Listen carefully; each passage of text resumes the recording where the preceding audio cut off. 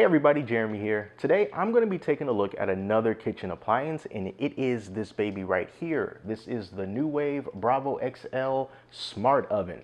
And depending on where you get this from, you can find it from anywhere between about $160 to $180. And this is a countertop convection oven.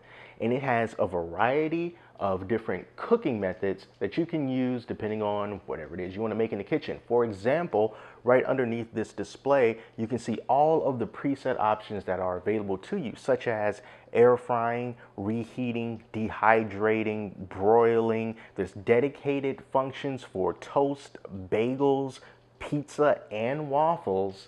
And it also comes with a very handy thermometer probe. So what you do with this is you plug one end into the front of the oven, and then you stick the pointy end into your food.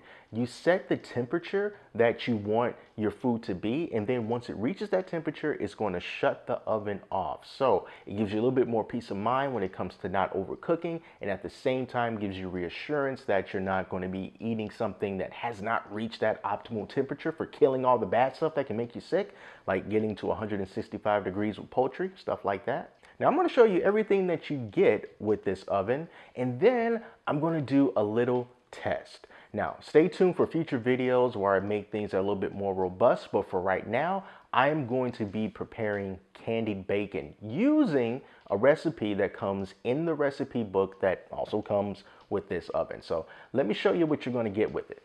So I already showed you the temperature probe, but on the inside, and it does have a light, so you can just turn the light on.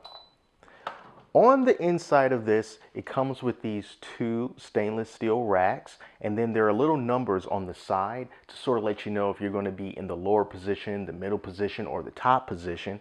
Also going to get this air frying basket. It's woven pretty close together, so you don't have to worry about your fries and your chicken and stuff falling through.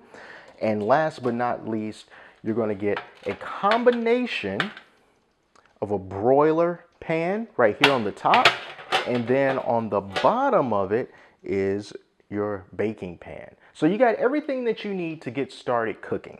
So I got myself some bacon here, but I am not going to be cooking this in the traditional way inside of the oven. No. I am going to be making candied bacon using the recipe that's inside of the recipe book / manual that comes with this Bravo XL Smart Oven. So I'm only going to be using 4 pieces of bacon for this. You can use as many as you like, as many that will fit. So here's what we're going to do. I have myself some brown sugar, and I am just going to sprinkle brown sugar all over this bacon. And then I'm also going to rub it in. As you know, brown sugar is it's not really granulated like regular old white sugar. So we gotta work it in a little bit here. So I'm going to do this on both sides, and I'm also going to season it with pepper as well. Put a little bit of syrup on each strip of bacon, and then I also have my little barbecue brush, and I'm just going to use this to just rub it in. So this is how to operate the Bravo XL for cooking that candied bacon. It's plugged in. First thing I'm going to do is turn it on. Then I'm going to press this menu button all the way until we get to dehydrate. All right, so the recipe book says 150 degrees, so simply turn this knob until it reaches 150 and then press it in. I'm going to set a time, so 1 hour and 15 minutes. Now, as you can see, it shows that fan icon right there, and you can just let it go from here. If you press it in again, it's going to pause it. That fan's going to go away. Press it again to restart it. And you hear the fans kick up again. So this is our candied bacon. I'm going to give this a try, and then I'm going to tell you a little story because I had to deviate from that recipe book. So let's just grab a little bit here. It's going to break it and give it a try. So it's not chewy. but at the same time, it's not tough like jerky. It's not crispy like your traditional crispy bacon.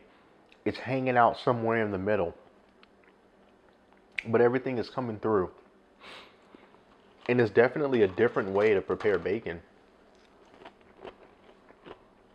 It's interesting. I like it. I like it. Is it going to replace how I normally cook bacon? No, but this is a nice alternative.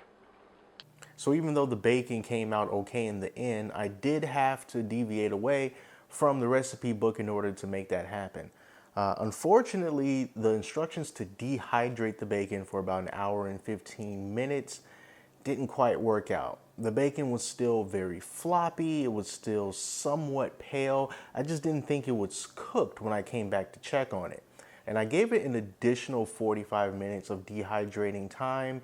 I came back and it wasn't too much different than what it was when I started.